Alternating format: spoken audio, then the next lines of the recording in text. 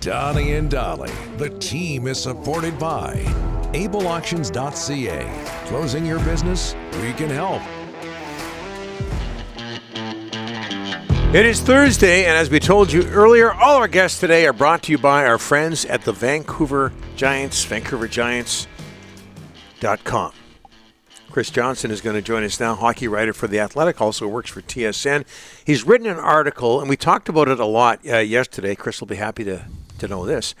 Written an article projecting the cost of the NHL's top 50 2024 UFAs. Several Canucks in there. Current Canucks, Sam Reinhart topping the list, 7 years, 10.89 AAV.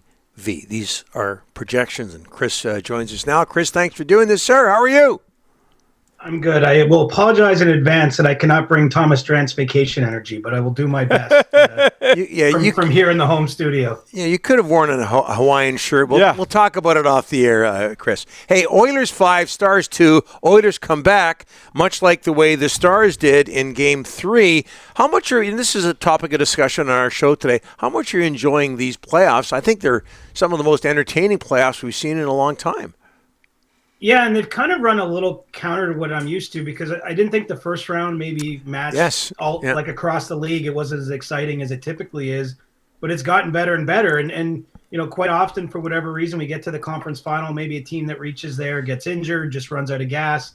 You know, we've seen a lot of sort of 4 and 5 game series in the conference finals in years gone by. And right now, with both that Stars-Oilers series and the one here in the Eastern Conference, I honestly have no idea what's going to happen.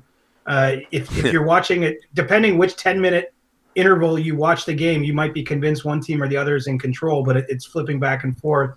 And, you know, it looks to me very possibly that we could get 2 Game 7s in the conference final, which would be unique and I think would be fitting given how exciting the last month or so has been in the playoffs. Yeah, I think they've been great.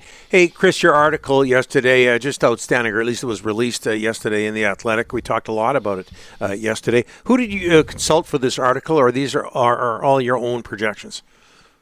So the projections themselves come from Evolving Hockey, which is something they do really well. And if anyone's interested in contractual matters, I would suggest you give them a follow on Twitter or X.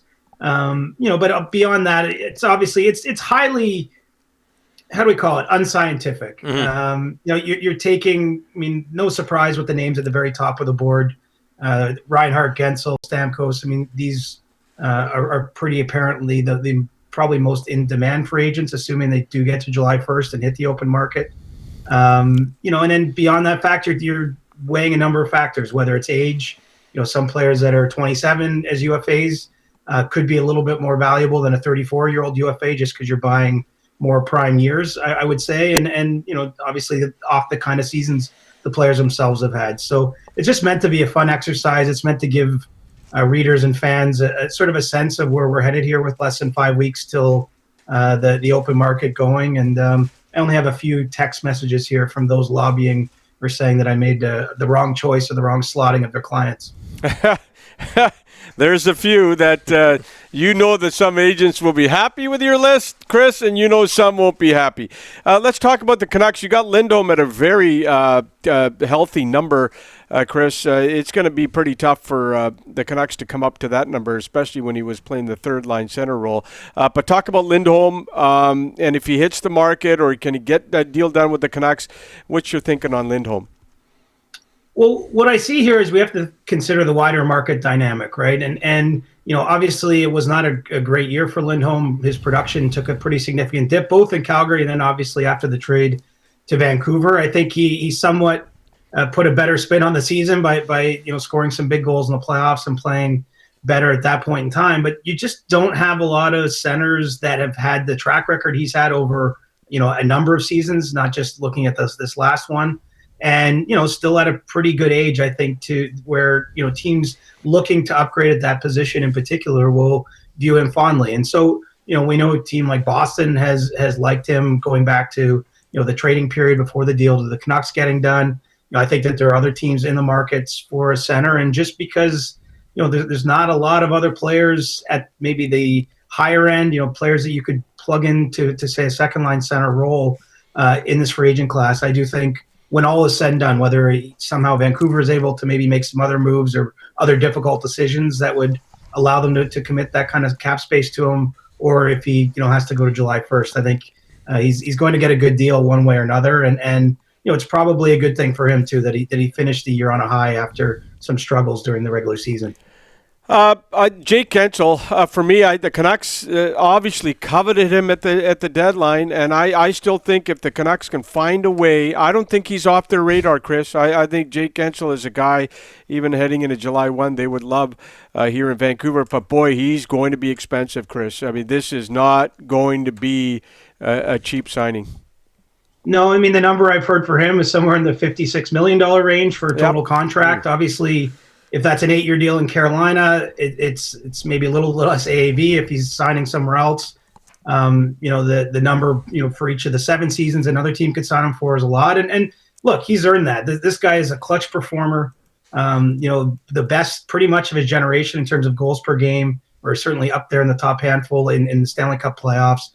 Consistent 85 point guy in the regular season. He produced in Carolina too, so you can't necessarily just say it was because he had the benefit of playing a lot of those minutes with Sidney Crosby. And so you stack those factors together. He's in a fantastic spot. Really, the toughest choice he has right now is that Carolina is pretty anxious to try to keep him, and so they can offer an 8th year, which is enticing. I know he liked it there, but also the chance to hit free agency is perhaps a once in career situation where you're going to be as coveted as he will be. And so you have to decide, is it best to commit to what or go to July 1st and see what else might be out there? But, I agree with you, Rick, that, he's going to get a huge number somewhere, and he makes a ton of sense in Vancouver, but he makes a ton of sense in a lot of places because he's so productive. Nikita Zadorov really captured the imagination of Vancouver hockey fans, especially in the playoffs. The projection for him in the Athletic article, 3 years, just over $4 million AAV. What do you think he did for his value in that postseason, Chris? Well, a ton. I mean, it's such a personality. You can see, easy to like the guy, and then obviously on the ice, he just brings it. He for as much as there's debates, we have wars over, what a defenseman should be, but he fits probably that old school view with his size, with his willingness to engage physically. And you watch the Stanley Cup playoffs. I mean, players like that are making a huge impact on the game. And so for sure, I haven't spoken to Dan Milstein, but I can guess that his projection personally will be higher than what you see in that article. A lot higher.